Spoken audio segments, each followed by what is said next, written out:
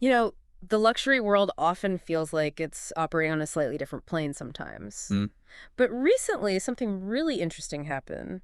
Hermes, kind of quietly, actually surpassed LVMH in market valuation. Yeah, that was quite a shift. Now, you might hear that and think, okay, business news, maybe skim past it. Sure, finance pages stuff. But, well, this isn't just about the numbers, is it? It feels like a really fascinating signal about, what drives desire, these subtle cultural currents, Absolutely. and how these huge brands manage to stay so relevant, so sought after, when there's just so much noise competing for our attention. Exactly. And for you listening, what makes this particularly worth digging into is we've got these two pieces by Marc Abergel, both called When the Discrete Overtakes the Grand. Right. And they're not just market reports. Think of them more like a pretty smart roadmap for understanding where luxury might be heading and how cultural influence really works now. Mm. So if you're keen on getting a quick handle on important trends, these articles, they offer some really potent insights. Okay, so that's our mission for this deep dive then. Really unpack this Hermes thing. What's the shift really telling us? Mhm. And what are the strategies being floated, for these big luxury players moving forward? We're going to touch on ideas like exclusivity, this notion of brand authorship, Yeah, controlling the narrative. and the surprisingly tricky role big tech seems to be playing in all this. And Abergel's work lays it out quite nicely. The first article really diagnoses why Hermes has seen this success. Okay. And the second one builds on that, proposing what he sees as the essential strategic moves for luxury brands from here. It's a really compelling read, actually, the two together. All right, let's dive in then. What is it about the Hermes approach that seems to be resonating so strongly right now? Well, what's really striking is how Hermes has leaned into things that feel almost counterintuitive today. Exclusivity is like a major pillar for them. They've been very deliberate about not being everywhere on big tech platforms. Their focus on craftsmanship is undeniable, and their storytelling. Abergel points out it's been consistently, well, quiet, understated. And that feels like such a contrast to LVMH, whose playbook, at least perception-wise, seemed much more about scale, right? Mm. Acquiring brands, Yeah, expansion. really ramping up their digital game, using those big tech platforms to get the message out, amplification. Exactly. And this market shift, the valuation change, it suggests maybe a bit of a rethink, 'cause it's certainly at the very top tier of luxury. It Yeah. kind of underscores that in this specific world, desire isn't just manufactured by being omnipresent or, shouting the loudest. It's something else. Something deeper. Yeah. As Abergel asks, the key question now is, who really gets what luxury means now? And it sounds like the argument is Hermes has a pretty good handle on that. He talks about their consistency over decades, building this reverence and unmatched desirability. That's a great phrase. Like they're a beacon of permanence in a world that feels so fast and trend-driven. That's a really crucial point. Hermes didn't try to get louder. They focused on getting clearer, offering a very distinct, consistent viewpoint. It wasn't about adding to the noise. It was about resonance, a clear signal. Okay. Now let's pivot slightly to this challenge of big tech. It's something we all feel, right? This constant flood of information. How did LVMH's embrace of digital maybe play into this? Well, looking bigger picture, LVMH is a digital transformation, which, seemed logical. Expected, even. Right, expected. But it might have inadvertently shifted perception. They went from inherently exclusive to, well, almost ubiquitous online. And by embedding so deeply within that algorithmic logic of big tech, Abergel suggests they might have, maybe, diluted their power to create desire through those more traditional luxury levers. You mean exclusivity, craft, that quiet storytelling you mentioned? Exactly those things. So it's not just about being seen. It's about how and where you're seen. The context matters. Precisely. Abergel frames this core challenge. Luxury brands aren't just competing with each other anymore. They're competing for attention, for cultural mindshare, with Netflix, with TikTok, with everything on the screen. That infinite scroll. Yeah, that massive volume of content. And he uses quite strong language, calling it a subtle but existential danger. The idea of luxury just getting washed away in the same stream as, cat videos and reality TV. It's a powerful image, isn't it? It really is. And it points to the potential erosion of what makes luxury, that exclusivity, the feeling of scarcity, what he calls the soul of the brand. That intangible thing. That spark, yeah. And I think anyone navigating today's information overload can probably relate to that feeling where real meaning sometimes feels hard to grasp. Absolutely. Which leads us perfectly into the core of Abergel's second article, these four strategic imperatives he lays out. Let's tackle the first one. Reclaim narrative sovereignty. What's the gist there? The fascinating point he makes is that luxury fundamentally is built on the stories it tells. It's not just about the physical product. Right. The meaning behind it. Exactly.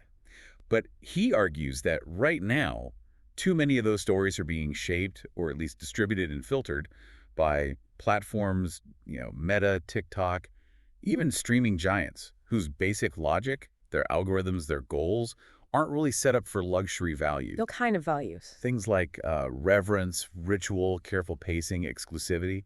These platforms thrive on speed, virality, broad reach. So they offer huge audiences, but the way they work might actually undermine what makes luxury feel special. That's the core argument.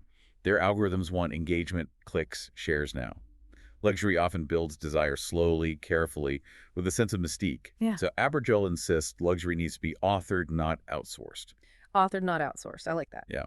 Brands need to be much more deliberate about when, where, how they appear, prioritizing the tone, the depth, over just, maximizing eyeballs. He even suggests that things like exclusivity and mystery, maybe even a slower pace, these aren't weaknesses, they're strategic strengths now, almost like a shield.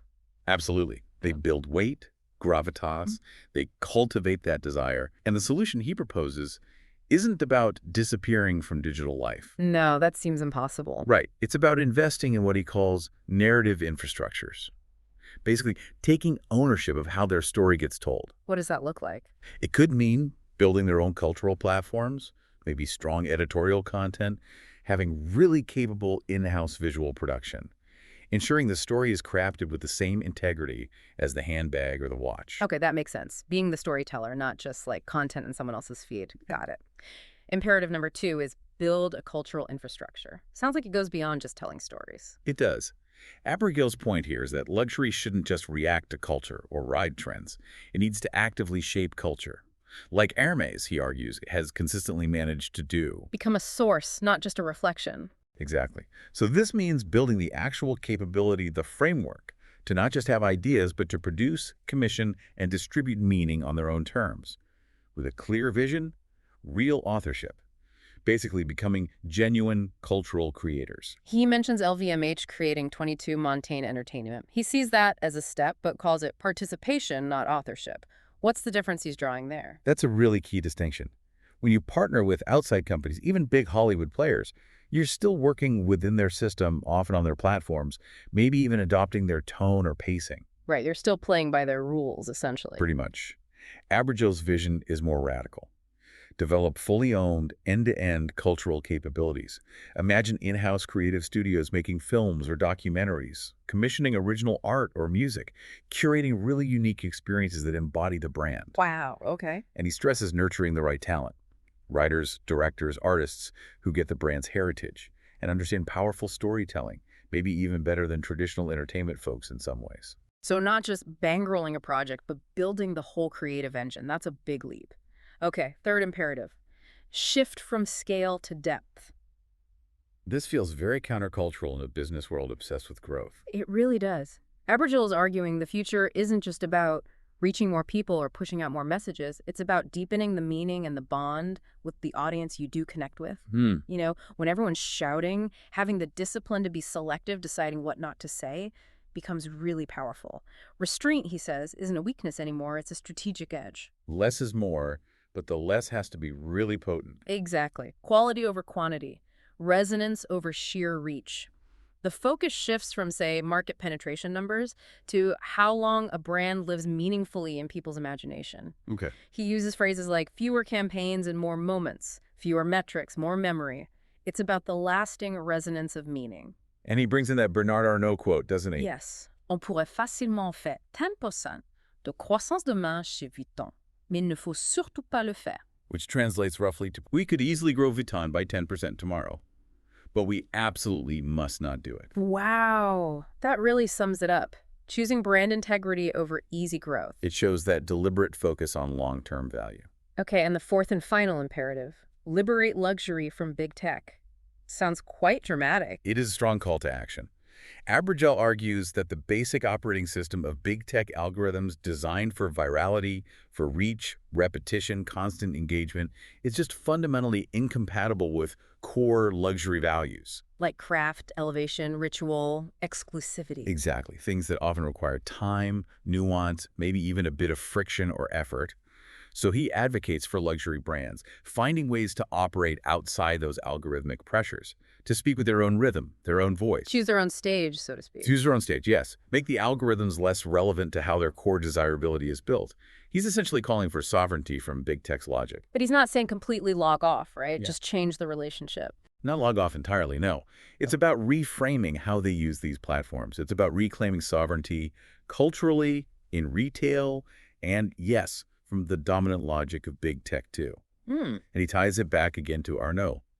Il ne faut plus penser chiffre d'affaires, il faut penser qualité. Stop thinking about turnover. Think about quality. Quality as the driver of desire, not just volume. Precisely. It connects directly to the essence of what makes something truly desirable. So the idea is to build systems that restore what Abergel calls verticality, speaking deeply to a specific audience, not just broadly based on what an algorithm thinks people want. Exactly that. Cultivating that deep connection rather than chasing horizontal reach. It's about intention driving exposure, not the other way around. So bringing this all together, what are the real stakes here? What's the risk if luxury brands don't heed these kinds of warnings? Well, Abergel puts it quite starkly. It's not just about market share this quarter or next. It's about the preservation of cultural capital in a world he fears is flattening meaning. That's a heavy thought, flattening meaning. Yeah. He sees this Hermes moment not just as a market event, but as a vital signal, a gift of lucidity, really, a chance to wake up and act. And he keeps coming back to this idea that luxury has always been more than just commerce, right? It's a Mhm. cultural engine. Absolutely. It shapes taste, sets codes, creates rituals. It plays a huge role in memory and legacy.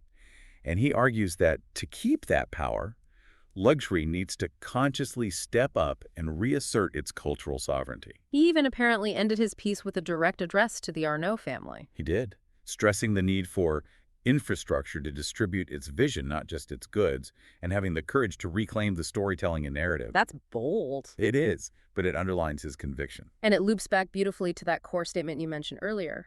Desirability is not a function of exposure, but of intention. It is not created through volume, but through vision. That really captures the essence of his argument. It all comes down to meaning, intentionality, and vision. So the path forward, in his view, really involves doing less, maybe, but doing it with much, much more meaning. That sums it up perfectly. Okay, so for you listening, the big takeaways from this deep dive. Obviously, that significant Hermes shift signaling something important in luxury. Then, the real challenges big tech poses to traditional luxury And values attention, yeah. and these four potential strategies. Reclaiming the story, building the cultural engine house, focusing on depth over scale, and finding more independence from big tech's grip. And the overarching theme, really, is this potential pivot back towards depth, towards intention, towards brands truly authoring their own narratives, somewhat apart from the algorithmic mainstream. It really gets you thinking, doesn't it? How these ideas controlling your story, focusing on depth, not just breadth, could apply way beyond luxury. Oh, for sure. This look at Abergel's analysis offers such a unique lens on how desire works, how brands build meaning in this incredibly noisy digital age we're all living in. And maybe that's the final thought to leave you with. How could these concepts, narrative sovereignty, building cultural infrastructure, prioritizing depth, how could they be relevant elsewhere? In other fields, trying to create real connection and meaning today, what would building that kind of cultural infrastructure look like in, say, your own area of interest or work?